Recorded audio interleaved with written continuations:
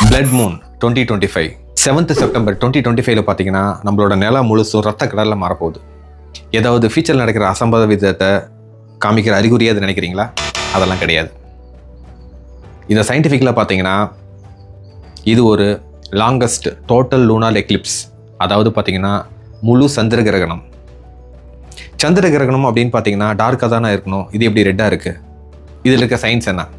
So இந்த blood Moon அப்படின்னு சொல்கிறது பார்த்தீங்கன்னா இது எப்போ நடக்குதுன்னா 7th செப்டம்பர், அதாவது வர ஞாயிற்றுக்கிழமை ஸ்டார்ட் பண்ணி மிட் நைட்டில் 8th September early morning complete ஆகுது. இது மொத்தமாக பார்த்தீங்கன்னா 82 மினிட்ஸில் கம்ப்ளீட் ஆகக்கூடிய ஒரு ஆக்டிவிட்டி. ஸோ இது எப்படி நடக்குதுன்னு பார்த்தீங்கன்னா சூரியன், பூமி, நிலா இது 3 ஒரே நேர்கோட்டில் இருக்கும்போது பார்த்தீங்கன்னா இது நடக்குது. ஸோ இது பார்த்தீங்கன்னா 7th செப்டம்பர் 11 PM மிட் நைட்டில் தான் ஸ்டார்ட் ஆகுது. இதனோட பீக் பார்த்தீங்கன்னா 11:45க்கு நீங்கள் ஃபுல் மூணு நீங்கள் ரெட்டாக பார்க்கலாம்.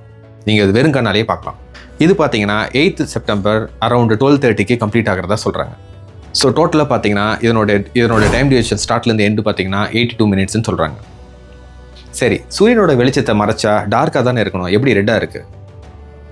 அதை பற்றி பார்க்கலாம்.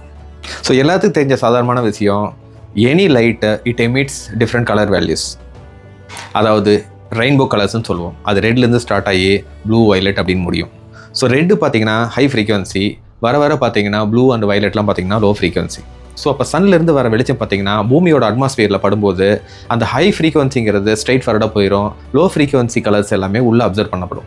ஸோ அப்போ பார்த்தீங்கன்னா ரெட் அப்படிங்கிறது தான் ஹை ஃப்ரீக்வன்சி, அது நேராக டிரான்ஸ்மிட் பண்ணி ஸோ மூணோட ஒரு அவுட்டர் லேயரில் உங்களுக்கு ரிஃப்ளெக்ட் ஆகும். ஸோ அப்போ ரிஃப்ளெக்ட் ஆகும்போது பார்த்தீங்கன்னா அந்த ஃபுல் மூணுமே உங்களுக்கு ரெட் கலர் தெரியும். ஸோ இதுதான் சயின்ஸ் பிஹைண்ட் தட். ஸோ நீங்கள் பயப்படுற மாதிரி வேறு எந்த விஷயமும் கிடையாது. இது அடிக்கடி நடக்கக்கூடிய நிகழ்வு தான். பட் இந்த டிகேடில் நடக்கிற ஒன் ஆஃப் த லாங்கஸ்ட் அப்படின்னு சொல்கிறாங்க, ஏன்னா இதனோட டியூரேஷன் 82 மினிட்ஸ்.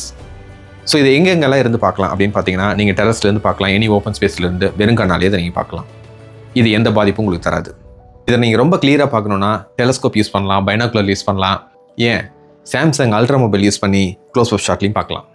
ஸோ இந்த மாதிரி ஒரு அரிய நிகழ்வை மிஸ் பண்ணாமல் ஃபேமிலியோட போய் பாருங்கள். இதை பற்றி நீங்கள் மேலும் தெரிஞ்சுக்கணுன்னா உங்களோட கொஸ்டினை கமெண்ட்டில் லீவ் பண்ணுங்கள். இது வரைக்கும் என் சேனலை சப்ஸ்கிரைப் பண்ணலாம், ப்ளீஸ் சப்ஸ்கிரைப். அப்போ தான் நான் போகிற வீடியோ உடனே உங்களை வந்து சேரும். Love you all, see you all next video. Bye bye.